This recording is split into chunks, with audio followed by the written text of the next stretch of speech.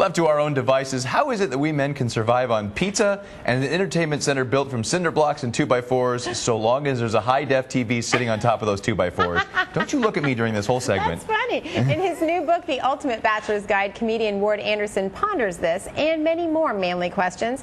He's in town performing at Side Splitters in Tampa, and he joins us right now. Welcome. Hi. Hey, great to have you. Good. It is great for you guys to be here on the Ward Anderson Show. All right. Welcome. I'm very excited. I want to introduce you guys to my guests. We're very excited to have you guys here. Well, and we're here for only one night, apparently. One night, yeah. Yeah. But you know what? I appreciate you guys coming out to my show right here. Up next, we're going to be talking about some cooking techniques that you can learn at home Oh, wow. using just the George Foreman grill. Oh, wow. Is he going to be replacing you? Anything I don't know? I don't know. What's Anything you happening here? Can you handle the pay cut? Yeah, well, I am the ultimate bachelor, see? Well, it says right here. This book, yes, Absolutely. this is fabulous. So, you're in town and you're going to be talking about your book here and giving us some tips on bachelorhood. But Absolutely. You said it's not just for guys. No, I think the idea behind the book was I wanted to remind married men of what it was like when they were single, and I wanted to give women a look at what it's like to be a single guy. So I tried to make a book, tried to write the book for everybody. So it's not just for men or just about men. It's also about relationships and interacting in general. Well, before she gets into the mush, let's get into some of the reality that I know. Like the when it's time to clean your house test. The when it's time to clean your house test. I think that's chapter 13 and a half, I would hope actually, you know. Tim. 13 and a half. All right. Well, you know what? That's the thing is anybody that knows a real die-hard single guy out there living alone in his apartment by himself knows that eventually it's time to clean that apartment. And I think the biggest clue that it's time to clean your apartment is when you pick a fork up off of the table and the table comes with it. I think that's probably it. And a look inside the bachelor's cupboard. This, you know what, that entire chapter was written sitting in my brother's apartment. My brother, who's now married, but at the time was a bachelor, I literally, all I had to do was sit at my laptop in his apartment looking around going, all right, this needs to go in the book. This is what it was.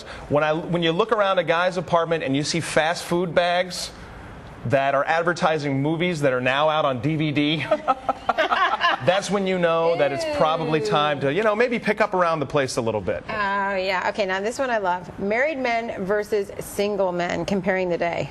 Oh, yeah, the married very man's fun. day versus the single man's day. This is essentially the idea is that as a married man, there's a long list of things that you have to do in a particular day, from picking up the kids at school to making breakfast to having to call your wife back and forth throughout the day and pick up laundry on the way home. And as a single guy, you essentially get up, eat breakfast, and then go back to bed.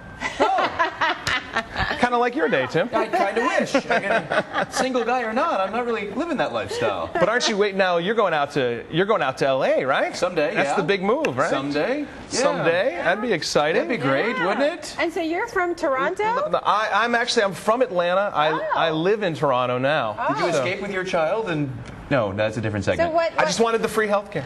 what led you to Toronto? What led me to Toronto? What leads any young man to another country?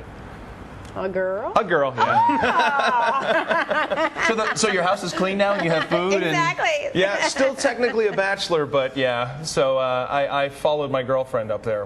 That's where she's from. So. Excellent, which is, you know, it says Taming the Bachelor. That's that what in there happened? too. Is that what Taming happened? the Bachelor. You know what? I think you'd have to ask her if I'm tamed or not. Maybe I'm slightly domesticated. Ever get out of your enclosure? Out of my enclosure? Yeah, I'm on tour all the time. Oh, 49 weeks a year. 49 weeks a year, yeah. This year, I think this year I'm slowing off. I think this year I'm actually doing 45. Wow. Slacker. I know, right? What am I going to do with all that free time? Well, it is only one night that you're at Side Splitters, and that's tomorrow night. Tomorrow night, we're doing it Wednesday, May 21st. It's going to be at 8 p.m. Doors open at 7:30. It's a great show. I'm really excited about it. We've got a lot of great comedians, not just myself, but some local guys are going to be there.